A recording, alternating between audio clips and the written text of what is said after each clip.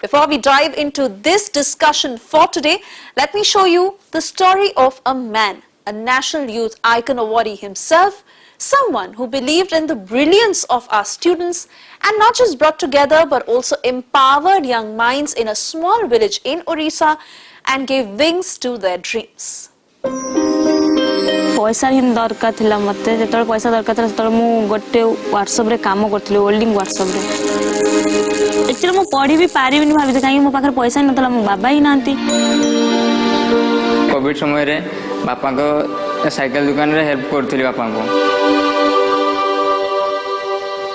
पिछले 50 साल से सब कुछ चेंज हो गया है। आप जैसे ट्रांसपोर्ट करते थे, आप जैसे कम्युनिकेट करते थे, फोन्स चेंज हो गए, कंप्यूटर्स चेंज हो गए, सब कुछ चेंज हो गया, लेकिन एक चीज़ चेंज नहीं हुआ, वो है एजुकेशन सिस्टम। जो भी चीज़ों को आप हमारे स्कूल में देख रहे हैं वो डिज़ाइन थिंकिंग से है कि हम लोग पहले सोचते हैं कि क्या चाहिए, एक्चुअली गैप कहाँ पे है, प्रॉब्लम क्या है, and then we come up with the solution.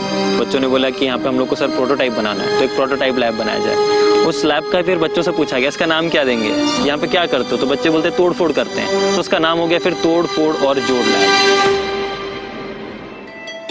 जो एक्सपीरियंशियल लर्निंग है ये टोटली डिफरेंट चीज़ कहती है। वो ये कहती है कि बच्चे स्किल्स पर ज़्यादा ध्यान दें, सीखने पर ज़्यादा ध्यान दें और कितने नंबर आ रहे हैं उस पर कम ध्यान दें। तो मेरे हिसाब से चीज़ें एकदम से नहीं बदलेंगी, लेकिन जहाँ चाहा है वहाँ रहा है।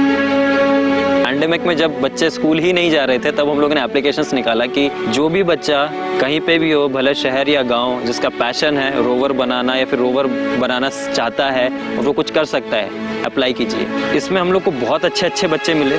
जो बच्चा रोड साइड साइकिल रिपेयर का शॉप में था या फिर कोई वेल्डिंग दुकान पे काम करता था, वैसे बच्चे हमको मिलने लग गए। और इंटरेस्टिंगली इन बच्चों में हमें इतना ज़्यादा पोटेंशियल दिखा और हमको खुद को भी नहीं पता था कि उड़ीसा के गाँव में इस प्रकार के पोटेंशियल बच्चे हैं।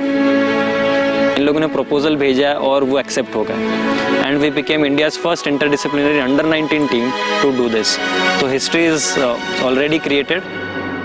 मु जान नथली जे नासा कोउडी मु तो ओडिसा बाहर केबे जाईनी, तो नासा तो दूर कथा। It just feels like a dream, and the most exciting thing is actually learning so many new things at such a young age. As a team NAPSAT we represent India's diversity. हम लोग first time compete कर रहे हैं इस presentation में। We are doing great. When you are doing experiments and you are learning that way, तो आप really आप उस चीज़ को समझ रहे हो, you are doing that and then you are learning. Give freedom to students to explore more fields, not just rote learning. बच्चों से एक चीज़ सीखने को मिलता है कि they are full of energy. हर बार मैं उनको देखता हूँ, वो हर बार क्यूरियस होकर आते हैं, एक नया क्वेश्चन पूछते हैं और वही मेरे को हर बार क्यूरियस और बनाता है कि यार और मैं क्या कर सकता हूँ, और मैं क्या कर सकता हूँ। And that is my fuel that keeps me running.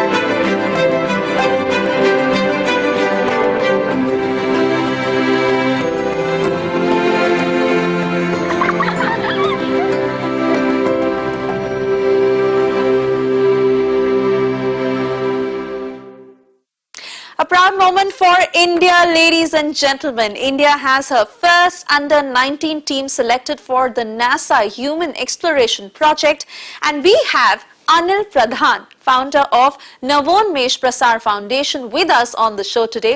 Anil, firstly, welcome to the show and many congratulations from the entire team of Republic Media Network. Let me also introduce to you our panel of esteemed guests. Dr. P. Shankar, Principal of Amrita School of Engineering. He is joining us from the Chennai campus. Padma Shri, Dr. V.S. Chauhan, Executive Chairman, National Assessment and Accreditation Council. Thank you for joining us. Also, Dr. Arunabh Singh. He is the Director, Nehru World School, Ghaziabad. And last but not the least, Natasha Chopra. She is an Education Counselor, Director, TC Global. I want to thank you all for joining us today, and I want to route my first question to Anil. Anil, today when the focus is on experiential learning, why do you think it is so important in today's day and age? So before starting on why experiential learning is important, I'll take you what is the actual problem, कि problem कहाँ से शुरू हो रहा है.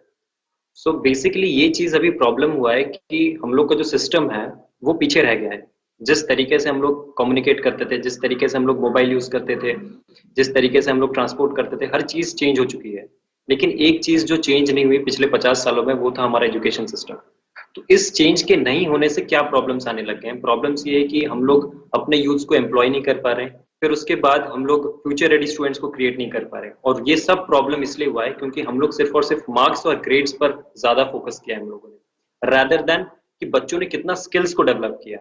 और skills develop, hard skills हो या सॉफ्ट स्किल्स हो, इस पर हम लोगों ने बिल्कुल ही फोकस नहीं किया। और ये तभी हम लोग ला सकते हैं जब हम लोग एक्सपीरियंशियल लर्निंग की बात करेंगे, लर्निंग थ्रू एक्सपीरियंस, इसकी बात करेंगे। तो एक्सपीरियंशियल लर्निंग से बच्चा हैंड्स ऑन एक्सपीरियंस पाएगा, वो हैंड्स ऑन लर्निंग के बारे में जानेगा, बहुत सारे स्किल्स को अपने डेवलप कर पाएगा और वो खुद एक एंटरप्रेन्योर ही नहीं और फ्यूचर रेडी जॉब्स के लिए भी रेडी हो पाएगा। But Anil, as we are in the process of adapting to experiential learning, what according to you are the challenges that we are facing? And of course, you've spoken about the takeaways, but the benefits really for people to understand. तो सबसे पहला चीज ये है कि what are the takeaways. पहले ये था कि जो नॉर्मल सिस्टम था उससे हम लोग कैसे डिफरेंट हुए। फॉर एग्जांपल, अभी आपने जैसे बताया कि हमारे बच्चे नासा रोवर चैलेंज के लिए सिलेक्ट हुए हैं, ये सिर्फ एक ही एग्जाम्पल नहीं है, वैसे बहुत सारे दूसरे एग्जाम्पल्स हैं जिन लोगों ने जिसके जरिए बच्चों ने कुछ ना कुछ नया चीज डेवलप किया है। तो एक्सपीरियंशियल लर्निंग से ये चीज हो रहा है कि बच्चे लोग हर जगह हर फील्ड में नई नई चीजों को डेवलप कर रहे हैं। हमारे जो भी लेबोरेटरीज होते हैं, जो भी बच्चे आते हैं, ये भी नई नई चीजें, नई नई टेक्नोलॉजी के साथ इंटरेक्ट करना जा रहे हैं, जानना जा रहे हैं, और इसी से ही बच्चे लोग बहुत कुछ दूसरी चीजें सीख रहे हैं। और इसमें चैलेंजेस कहाँ पे आ रहे हैं? तो चैलेंजेस ये है कि इंडिया बहुत बहुत बड़ी कंट्री है, यहाँ पे बहुत से स्टेट, बहुत से डिस्ट्रिक्ट और बहुत सारे इंडिजिनियस कम्युनिटीज हैं। तो बेसिकली जब हम लोग किसी भी चीज या फिर किसी भी प्लान की बात करते हैं या किसी भी पॉलिसी की बात करते हैं, इसमें जब ग्रास रूट पे हम लोग आते हैं तो बहुत सारे प्रॉब्लम्स आना शुरू हो जाते हैं। फॉर एग्जाम्पल, जैसे कि हम लोगों ने भी एक्सपीरियंशियल लर्निंग की बात करी, तो इसके लिए फिर हमको कंटेंट भी चाहिए और ये कंटेंट फिर अलग अलग लैंग्वेजेस में चाहिए। फॉर एग्जाम्पल, मैं अभी उड़ीसा में हूँ तो मेरे को एक उड़िया लैंग्वेज में वही कंटेंट चाहिए जो मैं अपने बच्चों को पढ़ा सकूँ। दूसरा चीज ये कि हमने पॉलिसी तो नहीं बना ली, हम लोगों ने तो एक्सपीरियंशियल लर्निंग की बात कर दी, लेकिन अभी जो इंफ्रा है वो हमारे पास वही पिछले पुराना जो 50 साल से चल रहा है उस इंफ्रा पे है। तो इंफ्रा में भी हमको चेंज करना पड़ेगा, जिस वे से हमारे क्लासरूम थे उसको भी चेंज करना पड़ेगा, और ये जो कंटेंट और जो कोर्स मटेरियल है इसको भी चेंज करना। बहुत सारे एस्पेक्ट्स हैं जो हम आज बात करेंगे और जो मैं समझना चाहती हूँ। And Dr. Chauhan, if I can bring this to you, because again, so much has been spoken about the national education policy and its benefits. But today we really want you to help us understand how this addresses the gap between knowledge gained during education and skills needed at the workplace. We were in exponential expansion phase. There was no access to education, let alone good education, experiential education, and so on. Personally, I feel we are still in that space. So if you look at very quickly, if I look at the higher education, so GER is still hanging around somewhere about 25. New education policy aims to get it at least 50, which means from 3.6 crore in higher education, you would like to see 7 crore in higher education. NEP is now trying to address that you have, the university, for example, state university, is grossly underfunded. And you expect them to do world-class research. So there's the National Science Foundation and so on. The isolated, anecdotal exceptions that they are, all these are extremely laudable things that we should do. But that doesn't address the question of a larger question of education in India. I'm not saying experiential education should not be brought in. Of course it should be brought in. Yeah, I agree with Mr. Chauhan, as he has rightly said, कि first of all we have to have the access, and then only we have to talk about the experiential learning.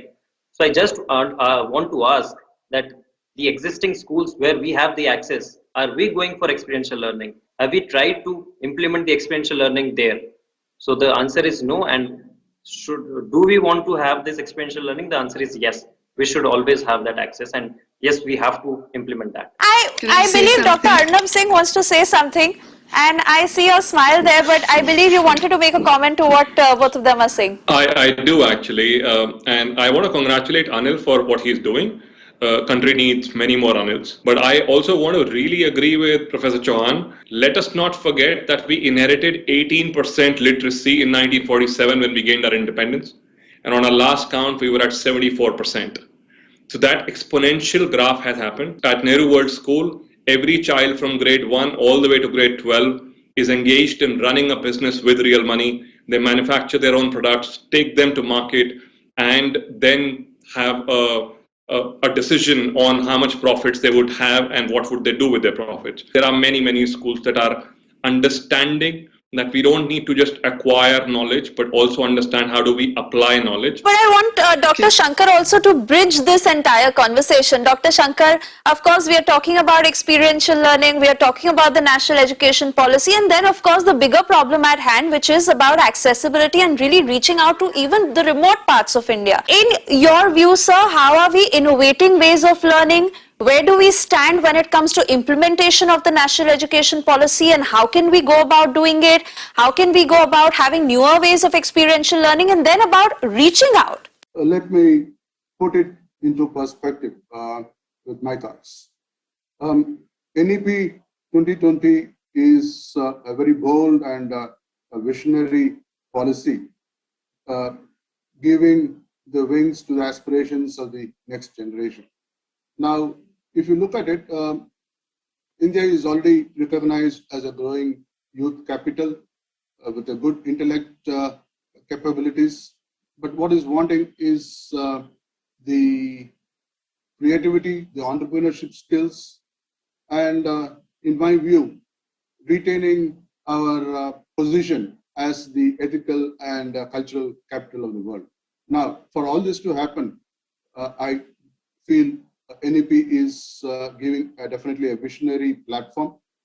When it comes to the implementation, yes, there are challenges, and it's not going to be easy to reach there unless we participate with a sense of collective social responsibility, because it's ultimately the stakeholders who are going to make this a success. If equity and access has to be ensured for a large population, given the diverse resources available across the country, then perhaps technology is the only solution.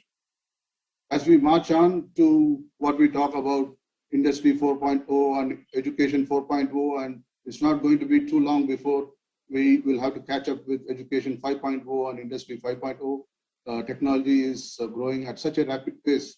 So the only way to embrace and be ahead and be the global leaders as we envision, dream of our country is by embracing technology. There are already pockets of good examples, and I think we should take these examples. If you look at Amrita, we have been awarded very recently the UNESCO share for experiential learning for sustainable innovations. And I'm sure there are good examples across the country, and we are just seeing that here. And so there is reason to feel positive. There will be challenges, but I think collective social responsibility, and for the first time, perhaps there's going to be a cooperative competition with a larger vision of nation building. And that will only happen when everyone comes together, and it is a collective responsibility, as you rightly pointed out. I also want to bring in Natasha at this point. Natasha, your views on all that has been said until now. Ultimately, we are the population that we are. We have a huge youth population. We know that the world over, the age group of 18 to 25 has the maximum unemployment, not just in India, but also across the world. And the other thing is, but there are some countries, now while I'm not in favor of taking a particular policy and bringing it here, but there is work that has already been done, particularly in Switzerland, particularly in Germany, where what's called the dual education system has been very successful. In fact, their model has been working, I think, probably since the 50s, where they lay a lot of emphasis on what's called experiential learning and vocation. And they recognize that it's not higher education that leads to success in careers only. Very true. And which is why I also want to bring in Arunabh here, because like Dr. Shankar said, that it is a collective responsibility. And Arunabh, today when we are at that stage to really decide and implement how and the way it should be done, how in your opinion can experiential learning really be taken across the length and breadth of country? So it is not just one person or certain entities doing it. We all really make that a part of the larger system. It's a brilliant question. And answer to that is you are talking about 1/5 of the world's population and currently 1/4 of the workforce. So a little something is not going to work. We would need to be systemic in our approach, and systemic is what we are being. As a part of the School Standards Committee on the NEP, I can tell you this, that we are attempting to bring in the community and the parents into the school.